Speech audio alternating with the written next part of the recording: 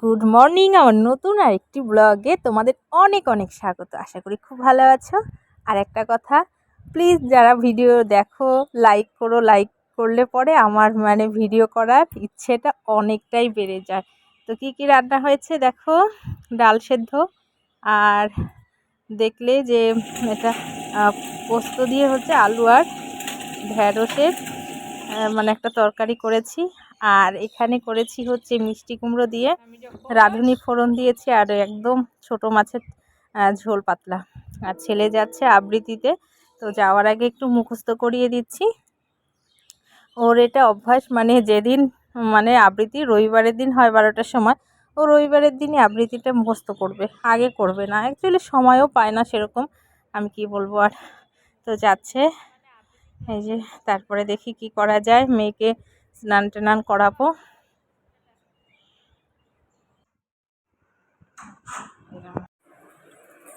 শুভ দুপুর। এখন একটু শর্ট ভিডিও করছি, অনেক দিনের ইচ্ছে যে মেয়েকে নিয়ে একটু শর্ট ভিডিও করব, সেরকমভাবে সাইডেরই পরে। সত্যি কথা বলতে আমার বরের একদমই সময় হয় না, যেটুকু সময় পায় মোবাইল নিয়ে বসে থাকে, কি করব। তো আজকে যেহেতু একটু সময় পেয়েছি আর ইচ্ছেও আছে, তাই কয়েকটা শর্ট ভিডিও করলাম। তোমরা অবশ্যই দেখে বলো কেমন হয়েছে।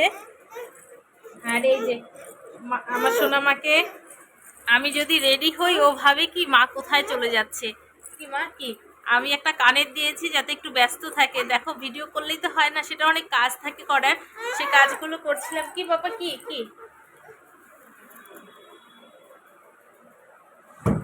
তো সেই কাজগুলো করছিলাম, আর ও আমার একটা কানের ভেঙে দিল, কি করব। তো চলো তোমরা বলো কেমন হয়েছে।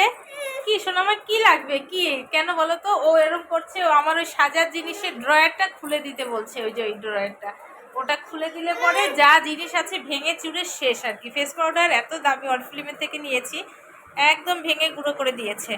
তো চলো মাম্মা, তো কেমন লাগছে বলো। দেখো আমার শাড়িটা, যারা শর্ট ভিডিও দেখোনি তাদের জন্য। কোথায় রাখি,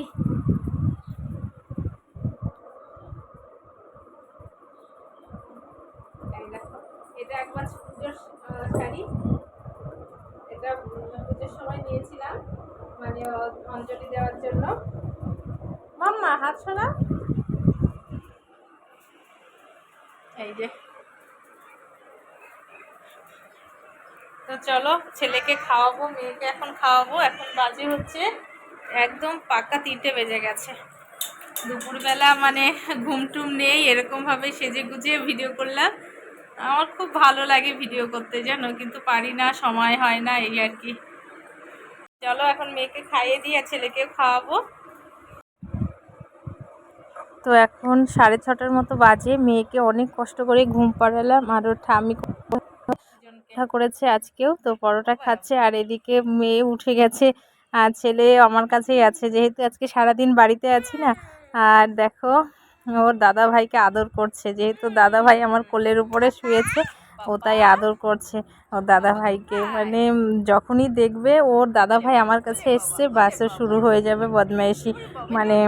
দাদা ভাই বোধহয় মায়ের আদর বেশি খেয়ে নিল, তো আমাকেও যেতে হবে। চট করে চলে আসে, যেটা খেলনা নিয়ে ব্যস্ত থাকুক ও সেটা ফেলে টেলে দিয়ে চলে আসে, এই আর কি। তো বেশ ভালোই লাগলো আজকের দিনটি, বেশ সেজে গুছিয়ে।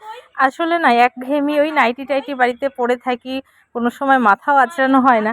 তো মনটা যদি খারাপ থাকে না, দেখবে তোমরা ওটা চেষ্টা করে একটু সাজুগুজু করবে, সত্যি মনটা একটু ভালো হয়ে যায়, অনেকটাই ভালো হয়ে যায়।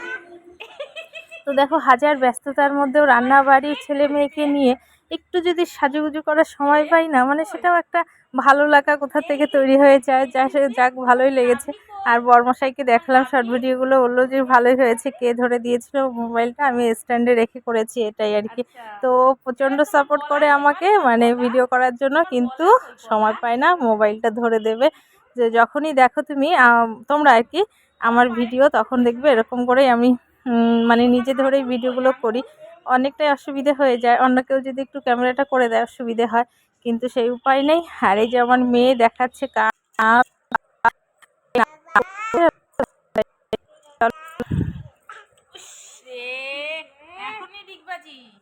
চলো তো, ভালো থেকো, সুস্থ থেকো, এভাবেই পাশে থেকো। Tata, good night.